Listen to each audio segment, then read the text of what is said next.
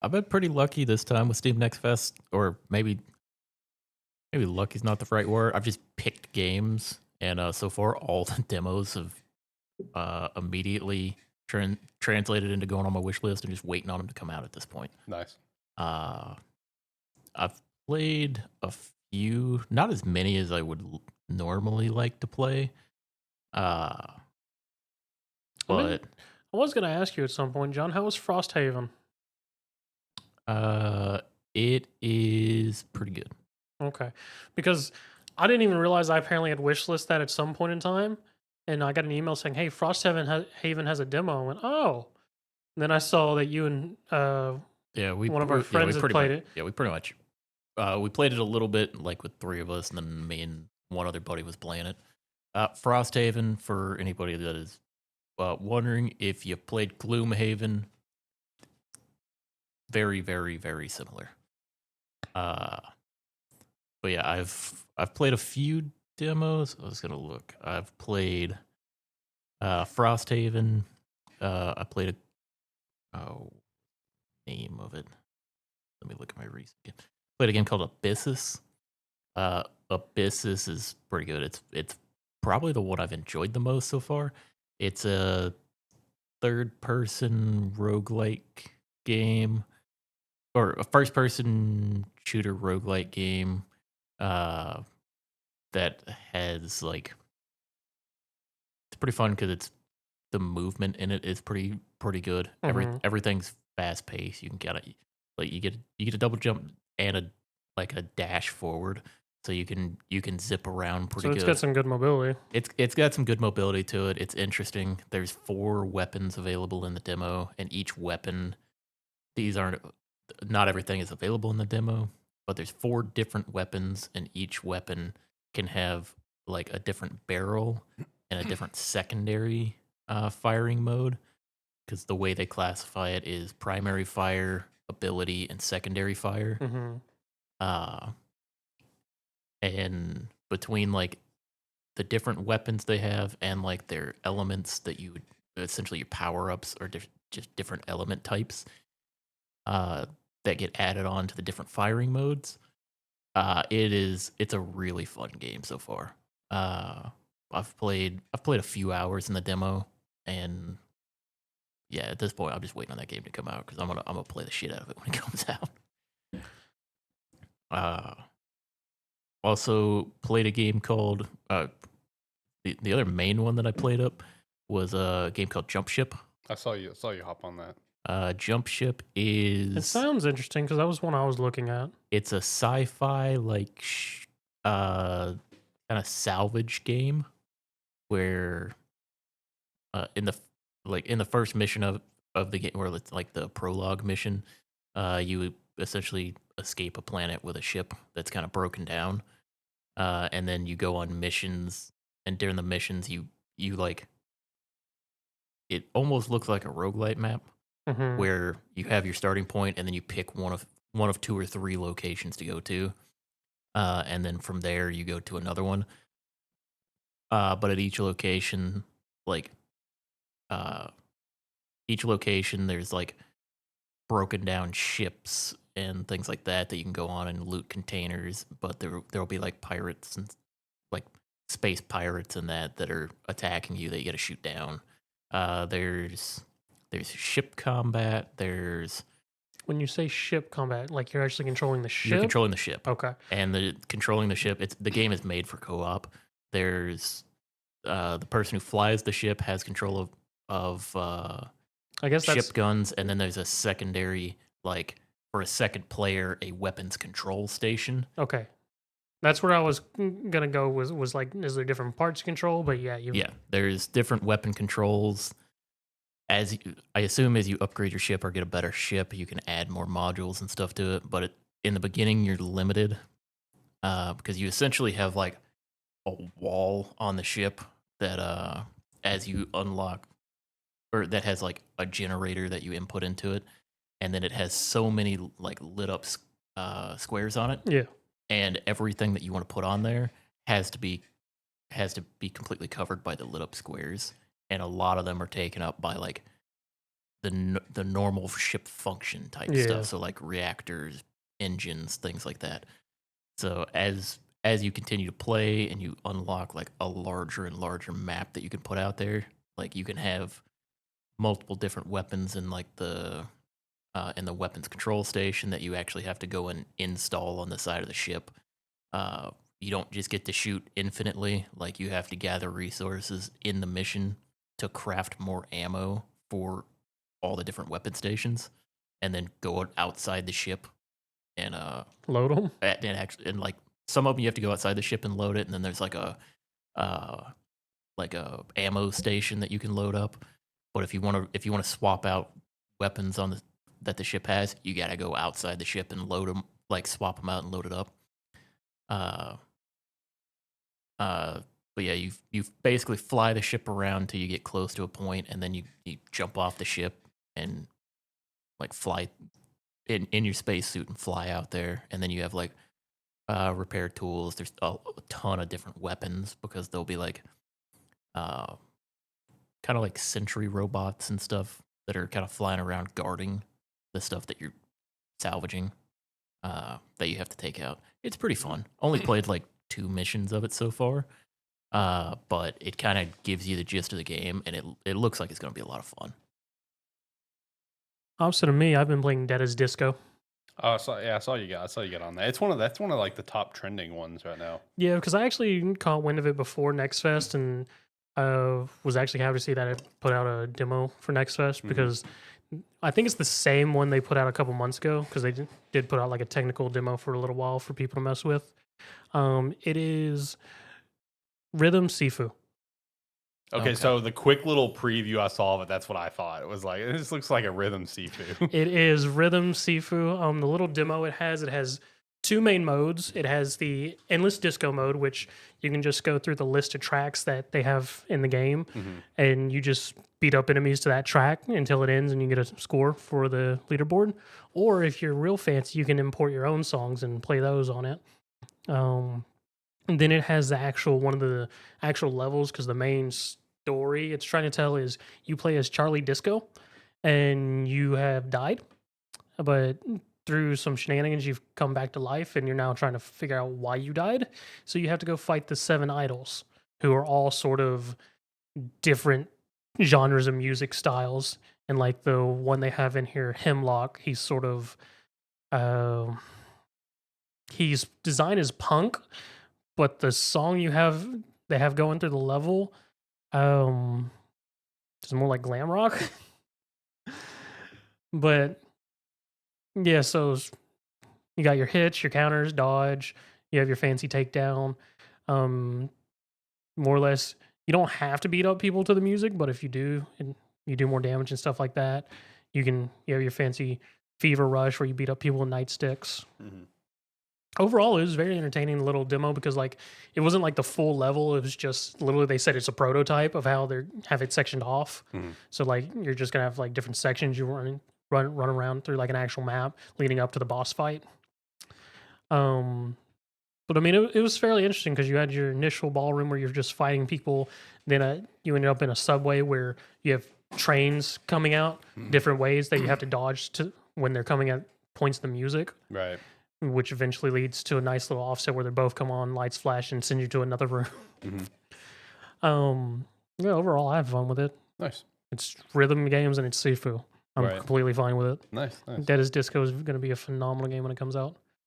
The other one I've been messing with is RIFTSTORM. Yeah, I saw you were playing that today, weren't you? Yeah, it's an ARPG with guns and then just characters with abilities. More or less, I forget what they called them, but more or less rifts have opened up across the world, releasing the paranormal and things like that, because most of the enemies in the demo are either spectral enemies or hellborns. And it's an ARPG. You pick one of the 4 characters that are available in the demo. You choose your loadout in forms of a little token, which enhances an ability in some form or fashion. You have general ones, and you have character specific ones. Weapons that you get at the end of missions. that are just called artifacts, different weapons. Each character you can use different sets of weapons. They all have rarities and bonus skills based on rarities and whatnot. The main types of missions are just standard sort of dungeon crawls. You can go through several sections just killing through enemies and grabbing loot, which ends in a boss fight. There was actually which those can be done in single or solo or as a party. Anything can be done in solo party, but there was 2 dungeons which can be done solo very easily. Then they had 2 that were suggested parties, which one was a wave defense. You had 2 spots you're trying to defend, and it maxes out at 59 waves, but it has segments where after every like 10 or 11 waves, you can just go ahead and extract and end the mission there, or you can keep going where it gets harder and get better loot. And the other one was just a giant boss fight. And yeah, no, it fucked me up as a one person. Each character has their own sort of play style. You have a turret, someone who sets up turrets and more or less uses summon creatures. Big ass tank. He does stagger damage. He gets buffs from having more health, things like that. You're just standard character. Throw lobs explosives, shoots things a lot and very well. Named Rook, because that's your tutorial character as well. And then the last one, I did not actually mess with her, so I don't actually know what she does. Yeah, that's all. I mean, it was fairly interesting. It'll probably be an interesting ARPG to hop into if you just want one that's sort of a more modern style with guns and the paranormal. Right. Yeah. Overall, I mean, it was fairly entertaining.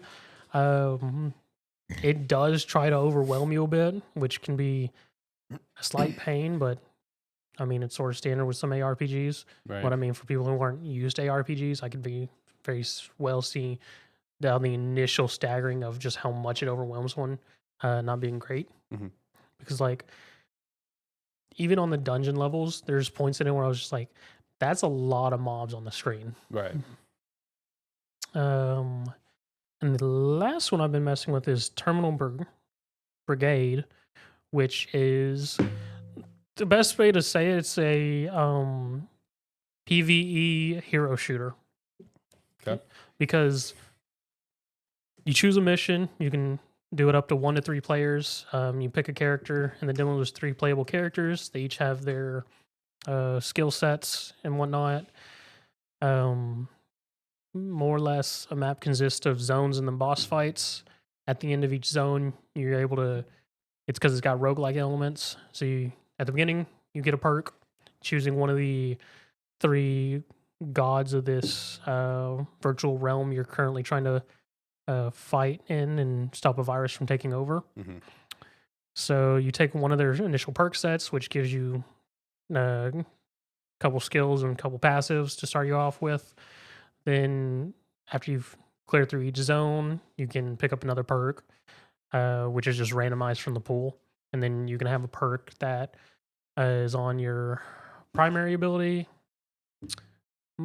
your minor ability, your reload, your dodge, and then just a passive. So yeah, after you're in the zone, you either get a new perk or let you level up a current perk you already have.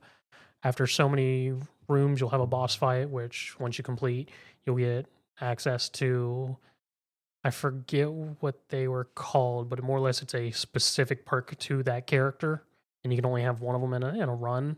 So after each boss fight, you can either keep the one you have or you can change to a different one if it seems better for your build you're running on that current map.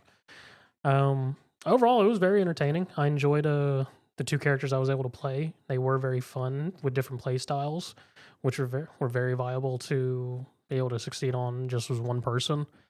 The boss fights themselves, I will personally hope as launch is a little bit different, because for the most part, it was just a lot of bullet sponge and just dodging attacks. It is over the shoulder, so there wasn't very much versatility in them other than looks and just attack patterns. Like the last one on Ring City, it's just a giant snake, mechanical snake that I just had to keep shooting. dodge its bullets whenever it charged, just run it into cover to stun it, and just bullet sponge into it. Mhm. So I mean, hopefully for the boss fights a little bit more versatility, because I mean, other than just being bullet hell sponges. Right. But and looking at the characters, it seems like it could be fairly entertaining. But if you look at it, Alex, you can see it, the designs of the characters and sort of how things are set up for the characters. It's heavily inspired by hero shooters. Okay, fair enough. So I got two that I haven't played that are on my list to try out. One of them is a game called Necromancer's Tale. It's a CRPG where you play a minor noble who kind of gets drawn into the art, like the dark arts of necromancy, and then tale goes from there. It says it takes place in like alternate version of like a 1970 or 1733 Venice. So looks interesting. I'm excited to check that out because I mean it looks fun. It's party based CRPG, so I'll probably enjoy it. The other one that I was wanting to try out is the comeback of Vindictus. Yeah, I saw that, the Vindictus. I was like, wow. Vindictus got its demo. I haven't tried it yet. A buddy of mine played it, and I asked him about it. He goes, like Vindictus. He goes, it's kind of like modern day Vindictus. I was like, okay, that's kind of actually very good. I was like, that's what I needed to hear. Vindictus controlled very well from what I remember. Yeah. So I haven't tried it, but I've heard that it still feels good to play. So. See, I did see that. I should actually look at trying to pick up that demo too, because like I was surprised by that too, John. When I saw Vindictus, I went, "Wait, what? Vindictus?" Yeah. So I'll definitely be giving that demo a shot. But yeah, I just wanted to shout those two out as well. Haven't played those yet, but they are on my list to play. Nice. I've jumped into a few different ones. There's only 3 that I really want to shout out and talk about. One of them, honestly, might be my favorite of the 3, called Elementallis. Did you guys see this one? Nope. So this one is straight up 100% basically like Link to the Past, but with elements. And man, does it hit in the nostalgia. That was my first Zelda game. Great game. Would love to see it get remade in like a Link's Awakening style someday. But that's essentially what this game is. When I looked at it, I looked at the screenshots, like, this is literally Link to the Past, but there's elements involved. And you boys know how I love my elements. So, no, I mean, the game just starts off where you're the son of these 2 elementists who are trying to destroy the elements. The elements are like these little, almost like yokai-esque beings of each of the core elements, and their goal is to destroy them all. But obviously doesn't say why. They're just like, I know we can destroy them. I know that we can destroy them, but they don't come off in the sense of it like they're evil and want to destroy it. So there's obviously probably a narrative purpose there. They try to go destroy one. You happen to follow them. Shit happens. You get the 10 years later screen. And you've been raised the last 10 years by their last master that they had. And he basically said, it's like, yeah, your parents were determined they could do this. And even though they're wrong to do this, and go out in the world, you know, it's like, it's dangerous to go alone. Take this kind of thing. I was really hoping you were going to say this. He was raised by the elements. He was not raised by the elements. No. So like over the last 10 years, in the narrative, the elements are gone because, like, I guess your parents succeeded. So, like, you know, the first village that I get to go to was a village of dwarves that had a lava river going throughout the village, and the lava river is dried up, and you have to go into the mines and do this. And there's like, it's like you're gonna have a temple to do. I mean, it's literally Zelda. I mean, it's just Legend of Zelda: Link to the Past, basically, with elements. So it's like if anyone like. If that's like their favorite Zelda, if they love those old Zelda games, like this is 2D or 3D. This is 2D. Okay. Yeah, like it's like imagine what Link to the Past looks like on the Super Nintendo. That's what this game looks like, but like obviously HD and colorful and fancy. So like, look, Link to the Past is someone's favorite Zelda, and you enjoy element combat and elements just in general. Play this game. And then the big thing that I was here for was spooky games. I wanted to check out some indie horror games, and I got 2.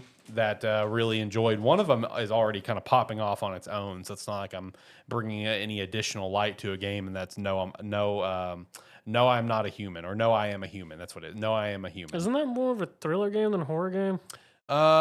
It's both. Yeah, it's kind of both. Okay, because I mean, I've seen people play it. I never really thought it was a horror thing. Yeah. But again, it's mostly a who am I going to let into my house simulator and not going to cuck me. Yeah, basically. It's who's the imposter kind of situation. Yeah, so like the whole idea of the game is I'm actually sort of surprised that one popped off for you. Okay. Yeah, no, that one's actually popping off. Well, I knew it was getting popular. I'm surprised that you chose it. Oh yeah, no, it looked like a lot of fun. And me and Christina both were enjoying the hell out of the demo. When it popped up in the demo, we're like, damn it, we need to know what happens the next day. But no, the whole concept of the game is that there was an explosion of the sun, which in reality we would all be dead. Let me go ahead and establish that. That basically just caused where you cannot go out into the day. If you go out into the day, you're just going to burn to a crisp, essentially, so you can only go out at night. But with this, has also brought up what they're called as visitors, which are just, I don't know, like mole people, monster people, I don't know another way to put it, that are just going out and just killing people at night. And every night you have your little house, and every night people are going to come knock on the door, and you can choose to let them in or tell them to go away. And when you let them in, you go to the next day, you have the choice to like interrogate them to figure out if they're one of these visitors, because the visitors disguise themselves, as normal people. And if you can detect that one of them is a visitor, you can just pull your gun out and shoot them. And you're just trying to stay alive. And here's the great thing about it, John. None of them look like normal people. Yeah, dude. Is there a consequence to killing a person? Not really. No, because I did it. Oh. I mean, what's the problem? At this point in the demo, no, there is no consequence for killing people. Yeah. At some point, is there probably an event that will happen if you kill somebody? Probably. Yeah, potentially. Yeah. Because there is a ending for if you choose to not let anyone in your house. Like the thing is, like people will eventually just show up at your house, kick your door open, and take you away. Yeah. If you just shove everyone away, that will happen to you. So shout to that. Fuck them. They can find their own house. Right? No, it's just like, so basically when every night starts, you need to check like all your windows, and every night like outside things change. Like at one point you see your neighbor's house burn down.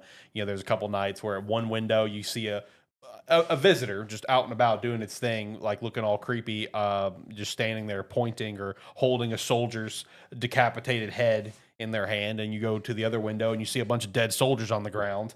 Like there's different things that you'll see each night looking through the window. And like what Zach said, none of these people look normal. So it's like you can't like deduct, oh, well, you clearly look really weird, so I'm not going to let you in. That does not tell you if it's a person or not.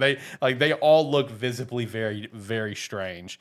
But as each day goes by and you watch the news, they give you different tells. It's like, so we've deducted that, visitors, have perfect, straight white teeth. That's a visitor. It's like, okay.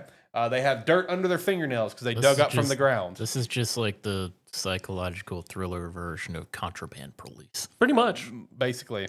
I mean, it's pretty much another Papers, Please. Yeah. It's like, because that's what it sounds like. And now I understand why it would be popping off, because those games have become huge. Or like one other ones recently popping off, which is more similar to this one, is That's Not My Neighbor.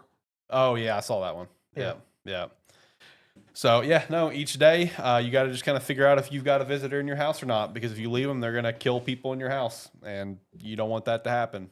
Which the wild thing in this whole scenario is like, you see all that stuff going on, and like they're killing armies and whatnot, but they still have the same rule as vampires and can't enter your house unless you invite them in. Yeah, exactly. Because that's also one of the telling signs. If they come up and they come to your door and they're just like, are you alone? That's an automatic tell sign. That's a visitor. And you're like, get away from here. If they come up and ask that, it's GG. You already know. But yeah, no, we did kill one innocent girl, unfortunately, because she had the perfect straight white teeth, and she even said, it's just like, yeah, I don't know when that happened. It just happened. So it's like, that was pretty sus. It's with the situation at hand. So we shot that she her. had straight white teeth? No, just like well, number one, because it was like that was the first tell sign you unlock is the teeth thing. Because we got up to 4 tell signs by the time it was the perfect straight white teeth. It was dirty fingernails because they were digging up from the ground to get into up to the surface. Bloodshot eyes, and hairless armpits. Those were the 4 tell signs for the visitors the game gave you. So this was like the first or second night. And I got 2 people in my house, and she had like this perfect set of teeth. And she even said, "I don't know when I got it. I guess I went to the dentist." Like that's just kind of sus. So we shot her, and we assumed like, okay, we got him, cool. And then we actually killed a visitor, and it gives you a little pop up on the screen, a little graphical pop up, and then Christina's like, "Oh no, that other person wasn't a visitor. We just killed an innocent girl." I'm like, "Well, she's dead. We moving on. It is what it is. It happens." But no, had a lot of fun with it, man. That one's like not like what John said. Not surprised to see it's popping off because the type of game that it is. Having a lot of fun with it, and looking forward to the full release on that one. That one's on the wish list. And then I also checked out another horror game called Unmourned. Okay. Now you can fuck right off. Now you're gonna have to explain what went through your mind that made you think John will love this game. I looked at one screenshot and I went, "He can go fuck himself." That's the exact thought I said, John, I because didn't look at it until about 5 minutes ago, and I went, "Nope." he put that in our chat, and I immediately looked it up, and I saw the first shot. I went, John would say, "Fuck this." No, John would love this game. John, this game is for you, brother. I think you would have a great time. I'm busy for the next few weeks playing Path of Exile. Alex, I'm going to have to drag you to Guilty as a Sock and explain yourself. John would love it, man. That's his game. No, I will say that game is creepy as shit. Like there was definitely some points that even got me, and I'm usually pretty solid for the most part playing any sort of horror games where it's like I may get like, oh shit, every once in a while, whatever. But there were a couple of these that just like, oh god, like it just got me. Like so, this game man, they nail the vibe, dude. The spooky vibe is so good. I was gonna say as well. You also know me. It's like trying to tell me, "Oh, you would love this." That shit doesn't work. You're more likely to get it if you're straight up with me and be like, "Hey, you know what this is. I just want to see it." I just want to see your reaction. It's like I'm still gonna do it, but you're I just more want to likely. see your reaction to it. No, dude, literally right out of the gate when the demo starts, like immediately Christina's just like, "Oh, I don't like this." I'm just like, "Babe, if this becomes too much, just X the stream, get out of here." Because like it immediately starts off, first person, bloody hands, table, blood on the table with a hammer and stuff. You hear 2 girls screaming and crying behind. It's just like, oh god, dude, what is happening right out of the gate? The character walks up to this contraption. It's got 2 ropes coming out, and he just twists it, and then he kind of puts something on the table, turn around, and all you see is chairs and feet. And it's just like, and they're just screaming and begging for mercy. And he just walks up slowly, kicks one chair, kicks another chair. So can I ask, were the dogs out? Stop. I gotta know. The dogs were not there. The dogs were not present. But no, I mean, You go play the demo, Zach. Yeah, go play it yourself, buddy. I mean, I don't care. I'll play it. But no, man. I'm talking a fiery start with that, and it's just immediately gets you hooked. And then from there, you're just playing a character who's like investigating. Like, were they on actual hooks? Stop. It's not Dead by Daylight, brother. It's not Dead. You by said Daylight. he kicks over the chairs. There was ropes. I don't know. Maybe there was it hooks. could be. I don't know. You don't get to see it. You don't get to see it. That'd be a little too much. But no, you're just basically investigating this house, seeing kind of what happened, trying to figure out more about the people that once owned the house. But immediately, I was already bitching about the game at the front because, like, this is like a house you're investigating. It's a paranormal, spooky house, and your character takes a fucking nap upstairs in the house. Like, why are you napping in this house? Because it's like that's what I realized. It's Dude is actively setting his dominance. I give little shits about you, Spirit. Because like when like your character wakes up and he's like, oh, it was just a nightmare, or whatever. I just assumed, okay, now we're gonna go do the thing, right? We're gonna leave. We're at our house. We're gonna go do the thing. No, we walk out into the hallway. We're in the house. We're investigating. I'm like, why were we just napping in the house? Why? It's a long drive to get there, dude. Yeah, so take a nap in the house that has things that can kill you. Jesus. No, dude, the game is creepy though. Like there's a lot of different points that it hits you with. Just like hallucinations. Obviously the trademark, just lights turning on and off, different noises. You can just straight up die. At just different points if you just take too long, or your sanity goes too much off the deep end if you're in the dark for too long. They nailed it on the vibe, dude. The vibe is solid. I'm looking forward to a full release. One thing to shout out though. because it was just bothering the shit out of me. I told you what it was. But Oh, yeah. yeah. But funny enough, like I have not. I went and I watched some other videos of people playing the demo just out of curiosity of like, has anyone else noticed this? Because the other game came out first. The woman, like the spiritual ghost in this game that's like kind of chasing after you and popping up and scaring you, top to bottom, everything about her is the exact same character model of the old woman in a game called Pieces of Me that's like that came out in May and it's kind of popping off right now. So it's just like, did they steal from them, or is this just like a basic Unreal Engine asset? I have no idea. I just assumed it was probably like an Unreal Engine like default scary old lady ghostly figure asset, and they just used it for both, you know, because there's two different developers completely. Pulled my mic out. There we go. But no, it was just really bothering the crap out of me once me and her realized it, because me and Christina just finished watching Queso play through Pieces of Me. So like it was fresh on our mind of like when we got into the game, it's like, that's Olga. What is Olga doing here? It's like I'm very confused. Also, shout out to this. Talk about a small world moment. Do you remember a couple years ago? I think this might be before you have joined the show. I don't remember. Do you remember us talking about that Summer of '58 thing? Yeah. Yeah, the Pieces of Me is by the exact same developer. So it's like Oh, when I was watching through this this gameplay of Quesos, I went to the Steam page like, I want to play this too, whatever. I went and looked at it, I'm like, Amiga can't. Why does that sound familiar? I clicked on the developer and I saw Summer 50. I'm like, wait a minute. And I went to YouTube, I'm like Sparky3 Summer 50. I'm like, oh, we talked about this years ago. I can't remember if you were on for that. Summer of '58 was a game they made that could like literally be beaten in like an hour and 20 minutes. Yeah. So people were beating it and getting a refund for the game. Which was awful. Yeah. So yeah, shout out to that small world moment. So, I assume every game they've developed since is a lot longer. So shout I out to assume that. I would hope assume they so. handled that. Yeah, I would assume they took care of that business going forward. But no, Unmourned was creepy as hell. Creepy as hell. I'm excited for the full release for that one as well. There's some other horror games that I've got wishlisted, but I have not got a chance to play yet.